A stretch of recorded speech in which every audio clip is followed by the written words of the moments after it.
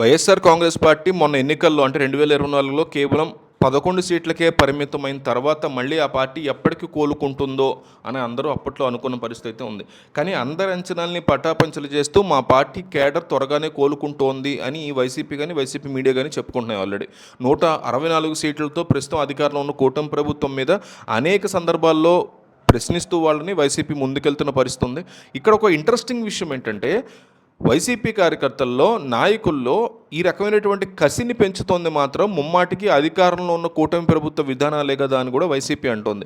ప్రతి చిన్న విషయానికి కేసు పెట్టడం, సోషల్ మీడియాలో పోస్టులు పెట్టినా లేకపోతే చివరికి చిన్న చిన్న ఆందోళన చేసినా అరెస్టులు చేయడం అనేది ఎక్కువైపోయింది అంటున్నారు వైసీపీ వాళ్ళు. గతంలో వైఎస్ జగన్మోహన్ రెడ్డి శ్రీకాకుళం పర్యటనకు వెళ్ళిన సమయంలో ఒక మహిళా ఎస్ఐ మీద దాడి చేశారనే కారణంతో కేసులు పెడితే ఆ సమయంలో ఎక్కడో పంజాబ్లో ఉన్నటువంటి వ్యక్తుల పేర్లు కూడా కేసులో చేర్చారన్నటువంటి ఆరోపణలు వైసీపీ మీడియా గుప్పిస్తుంది. ఇలా చిన్నదానికి పెద్దానికి అయిందానికి కాయిందానికి కేసులు పెడుతుంటే నాయకుల్లో కానీ కార్యకర్తల్లో కానీ కసి పెరుగుతుంది కదా అంటున్నారు. ఎన్నాళ్ళు జైల్లో పెడతారో ఎన్ని కేసులు పెడతారో మేము కూడా చూస్తాము అని వైసీపీ నాయకత్వం కూడా చాలా ధైర్యంగా ముందుకెళ్తుంది చెప్పుకుంటున్నారు వాళ్ళు. ఇటీవల డిఎస్సీ అక్రమాల గురించి వైసీపీ వరుసగా ఆందోళనలు చేపడుతుంది, రిలే నిరాహార దీక్షలు చేపడుతుంది, మనం చూస్తూ ఉన్నాం.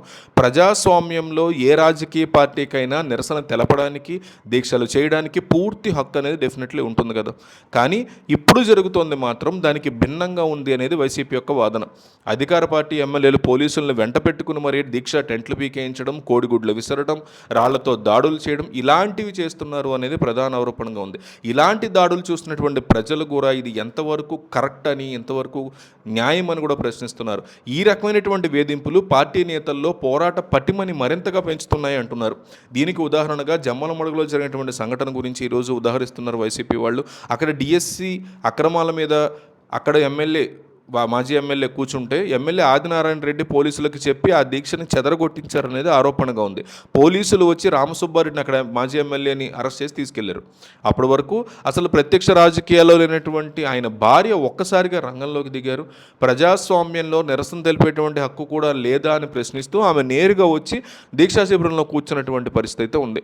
తన భర్తని అరెస్ట్ చేసినా సరే తన భర్త అడిగినటువంటి డిమాండ్ల కోసమే తాను కూడా దీక్షని కొనసాగిస్తానని ఆమె ప్రకటన చేశారు. మిగతా నాయకులు పార్టీ ఆఫీస్కి పంపించి ఆమె ఒక్కరే అక్కడ కూర్చుని నిరసన తెలపడం అనేది జరిగింది. చివరికి పోలీసులు ఆమెను కూడా డీటైన్ చేసి తీసుకెళ్ళడం అనేది జరిగింది. ఆ తర్వాత ప్రొద్దుటూరు నుంచి రాచమల్లి శివప్రసాద్ రెడ్డి వచ్చి అదే జమ్మలమడుగు దీక్షా శిబిరంలో కూర్చుని ఆయన దీక్ష చేయడం మొదలుపెట్టారు. అంటే ఒకరిని అరెస్ట్ చేస్తే ఇంకొకరు వస్తారు తప్ప ఈ పోరాటం ఆగదని నిరూపించడానికి వైసీపీ ప్రయత్నం చేస్తోంది అని కూడా వైసీపీ పార్టీ శ్రేణులు చెప్పుకుంటున్నాయి.